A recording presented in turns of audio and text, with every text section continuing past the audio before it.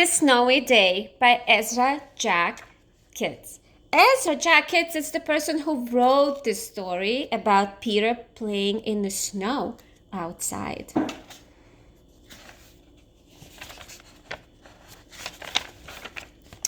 One winter morning, Peter woke up and looked out the window. Snow has fallen everywhere. Do you see the snow? Yes.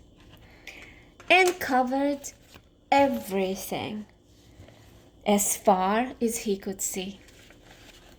After breakfast, Peter put on his snowsuit and ran outside. The snow piled up everywhere along the streets.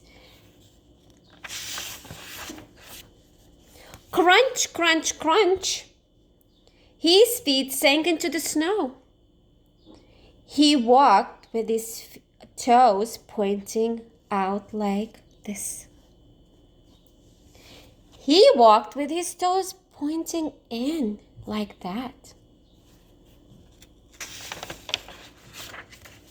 Then he dragged his feet slowly to make tracks. And he found something out of the snow that made a new track. It was a stick. A stick that was just right for smacking the snow-covered tree. Down fell the snow, plop, on top of Peter's head. There he is, looking in the snow. He thought it would be fun to join the big boys in their snowball fight, but he knew he wasn't old enough. Not yet.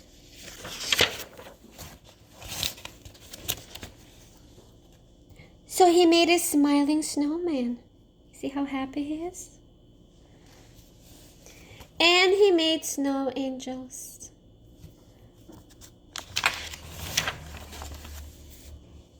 He pretended he was a mountain climber.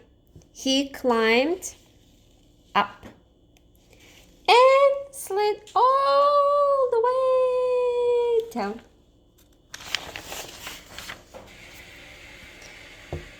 He picked up a handful of snow and another and still another. He packed it round, firm, and put the snowball in his pocket for tomorrow. Then he went into his warm house. He told his mother all about his adventures.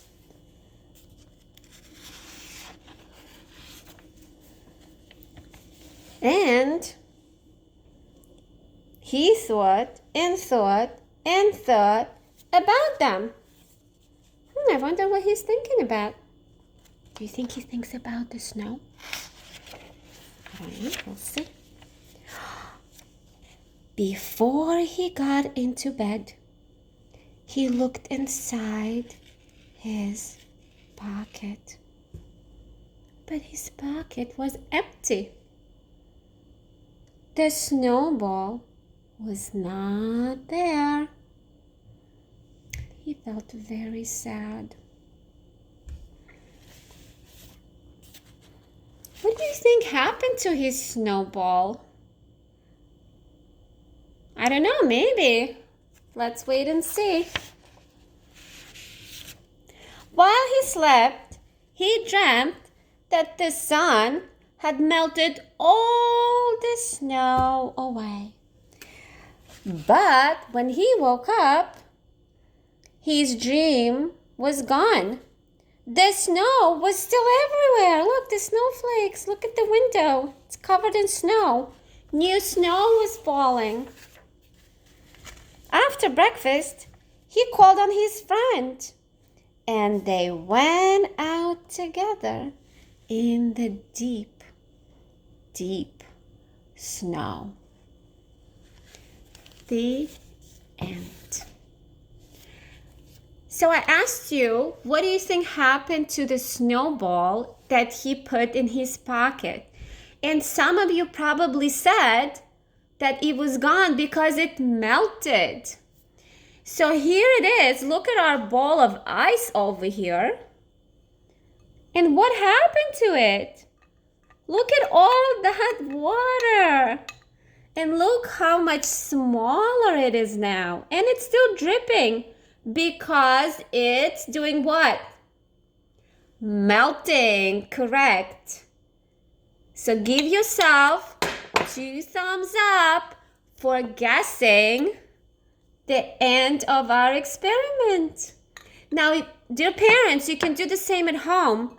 You can take some ice cubes and put them on a tray or in a ball, and the children could just play with them with warm hands and discover that the more they touch the ice cubes, the more they melt. Okay, for now, I'll see you next time. Bye.